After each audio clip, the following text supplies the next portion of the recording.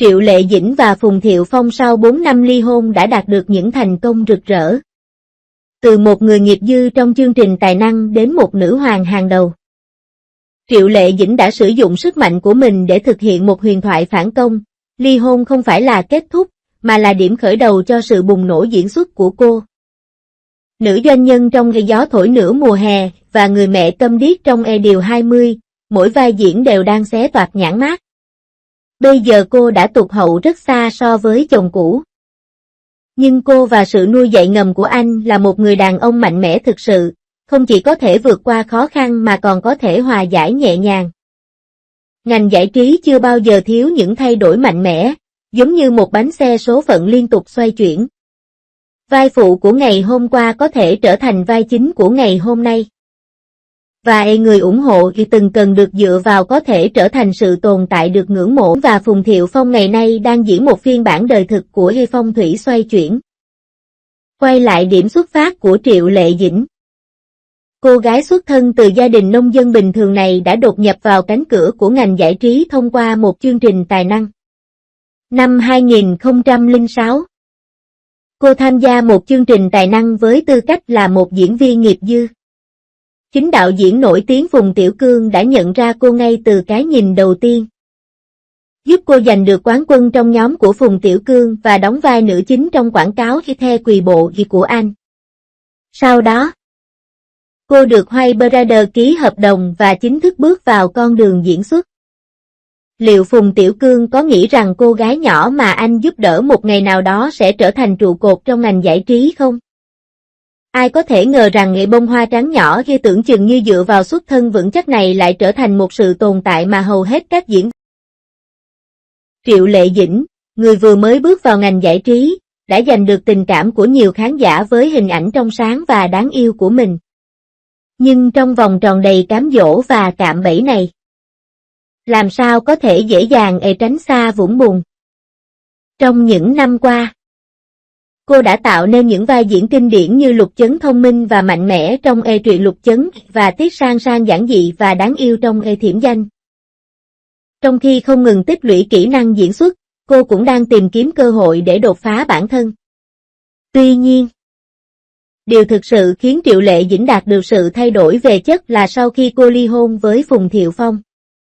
Ly hôn là điểm thấp nhất trong cuộc sống đối với nhiều người, nhưng đối với Triệu Lệ Dĩnh, nó đã trở thành điểm khởi đầu để cô bắt đầu lại.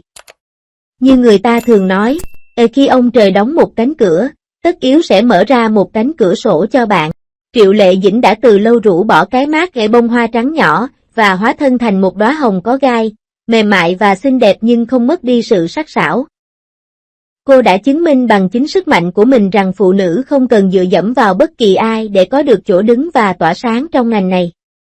Sau khi chia tay, Triệu Lệ Dĩnh dường như đã bị mắc bẫy và dành hết tâm huyết cho sự nghiệp diễn xuất. Cô vào vai một người phụ nữ mạnh mẽ trong giới kinh doanh trong Ngày Gió thổi nửa mùa hè với đôi môi đỏ mọng và thần thái đầy đặn, và trong bộ phim Điều 20. Cô đã thay đổi cách cư xử thường ngày và tạo nên hình tượng một người mẹ câm điếc. Để hiểu vai diễn, cô đã thành thạo các kỹ năng ngôn ngữ ký hiệu. Hiểu sâu sắc thế giới nội tâm của người câm điếc và sử dụng đôi mắt cùng chuyển động cơ thể để thể hiện sự tuyệt vọng và kiên trì của nhân vật một cách sống động. Tinh thần đột phá liên tục và theo đuổi thần tượng chỉ dựa vào ngoại hình trở thành một diễn viên thực lực, coi trọng cả diễn xuất và ngoại hình. Cô đã chứng minh qua từng tác phẩm rằng giá trị của một diễn viên không nằm ở ngoại hình, mà ở việc anh ta có thể diễn giải tâm hồn của nhân vật bằng trái tim hay không. Vào tháng 10 năm 2018, tin tức bất ngờ về cuộc hôn nhân của Triệu Lệ Dĩnh và Phùng Thiệu Phong giống như một bom tấn gây chấn động toàn bộ làng giải trí. Điều đáng ngạc nhiên hơn là vào tháng 3 năm sau, cặp đôi này đã thông báo về sự ra đời của tình yêu của họ, cậu con trai Tương Tường. Việc so sánh ngày tháng trước và sau không khỏi khiến mọi người phải suy nghĩ. Đây có phải là đám cưới có con không? Vào thời điểm đó, dư luận không mấy thiện cảm với Triệu Lệ Dĩnh. Và nhiều người đặt câu hỏi liệu cô quyết định kết hôn có phải để bám vào cây đại thụ của Phùng Thiệu Phong hay không? Thiệu Phong xuất thân từ gia đình giàu có và đã tạo dựng được chỗ đứng vững chắc trong giới, trong khi Triệu Lệ Dĩnh, với tư cách là một diễn viên quần chúng, lại có sự khác biệt đáng kể về xuất thân gia đình. Tuy nhiên, hôn nhân không bao giờ là chuyện cổ tích, và thực tế luôn phức tạp hơn nhiều so với tưởng tượng.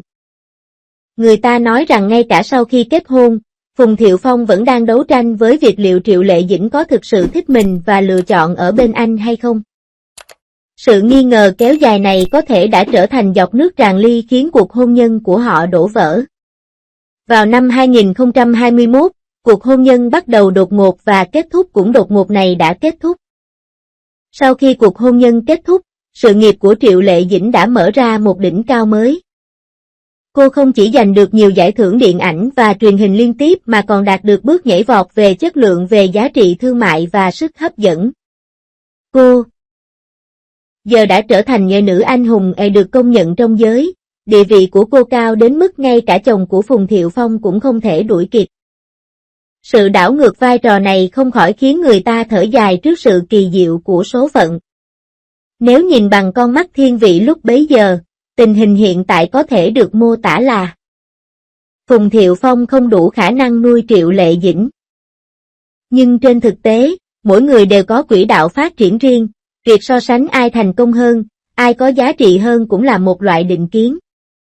May mắn thay, mặc dù cuộc hôn nhân của họ đã kết thúc, Triệu Lệ Dĩnh và Phùng Thiệu Phong vẫn duy trì mối quan hệ tương đối hòa thuận, đặc biệt là trong việc nuôi dạy con cái. Gần đây, Phùng Thiệu Phong đã đưa con trai đi khám bác sĩ nhi khoa. Mặc dù ăn mặc giản dị, nhưng anh xử lý mọi việc rất chỉn chu, có thể thấy anh rất quan tâm đến con trai vào những lúc bình thường. Thân đến đón con trai, rõ ràng là dành thời gian để chăm sóc đứa con ốm. Không giống như một số cặp đôi nổi tiếng đã ly hôn làm ầm ĩ và hạn chế quyền thăm nom của nhau. Triệu Lệ Dĩnh và Phùng Thiệu Phong vẫn hợp tác ngầm sau khi ly thân và cùng nhau hoàn thành trách nhiệm làm cha mẹ. Thái độ chín chắn này của hai người cũng đã giành được sự tôn trọng và công nhận của công chúng. Về sự nghiệp, Phùng Thiệu Phong không hề đứng yên. Mới đây, anh đã có bài phát biểu tại lễ khai mạc bộ phim truyền hình mới Đường Sơn Đại Đường, vào vai nam chính địch nhân kiệt. Mặc dù vẫn ăn mặc giản dị, áo khoác denim đơn giản kết hợp với quần jean, nhưng lời nói và hành động của anh vẫn là phong thái lịch thiệp, khiêm tốn của một quý ông. Anh bày tỏ lòng biết ơn chân thành trên sân khấu, thể hiện sự kỳ vọng và hài lòng của mình đối với vai diễn mới Triệu Lệ và chứng minh giá trị của mình bằng sức mạnh. Như cô ấy đã thể hiện trong vai diễn của mình, phụ nữ có thể mềm mại, nhưng cũng cứng rắn, có thể dịu dàng, nhưng cũng quyết đoán, có thể dựa dẫm vào người khác, nhưng độc lập và tự lực hơn. Nhìn lại câu chuyện này, tôi phải thở dài trước sự thông thái của Phùng Tiểu Cương. Anh đã phát hiện ra Triệu Lệ Dĩnh, một viên ngọc quý. Từ biển người mênh mông và thêm một nữ diễn viên xuất chúng vào ngành công nghiệp điện ảnh và truyền hình Trung Quốc. Và số phận cũng khéo léo sắp đặt số phận của mọi người. Mặc dù cuộc hôn nhân của Triệu Lệ Dĩnh và Phùng Thiệu Phong đã kết thúc, cuộc sống của họ đã mở ra những điều thú vị mới sau khi chia tay. Phong thủy thay đổi, và mọi thứ đều không thể đoán trước. Trong ngành giải trí đầy biến số này, chỉ có sức mạnh và sự kiên trì mới là nền tảng để có chỗ đứng. Cho dù đó là sự thay đổi của Triệu Lệ Dĩnh xứng đáng được chúng ta tôn trọng và đánh giá cao. Tôi tự hỏi bạn nghĩ gì về điều này? Bạn có thể để lại suy nghĩ của mình trong phần bình luận bên dưới. Nếu bạn thích video này, hãy nhớ thích và theo dõi. Hẹn gặp lại bạn vào video tiếp theo.